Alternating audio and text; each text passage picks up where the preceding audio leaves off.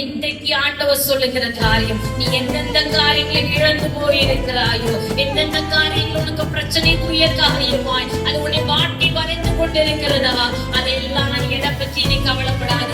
ஆண்டவர் எனக்கு ஒரு பெரிய காரியத்தை, என் பிள்ளைங்க வாழ்க்கையில பெரிய காரியத்தை, என் மக வாழ்க்கையில ஒரு பெரிய காரியம் இல்ல, என் பார்வைக்கு இல்ல, நடக்கவே நடக்காது. ஆனா அவர் செய்வார், அவர் நடத்துவார், அவர் பண்ணுவார். அவர் எனக்கு வீட்டு இல்லையா கட்டி தருவார். பைசா இல்ல, கடன் அடைக்க முடியல, அதுக்குரிய வருமானம் என்கிட்ட இல்ல, பார்த்தா என்னால முடியல, நீ கதறியா, முடிய வைக்கிறவர் ஆண்டவர். ஏன்னா ஆராய்ந்து முடியாத பெரிய காரியங்களை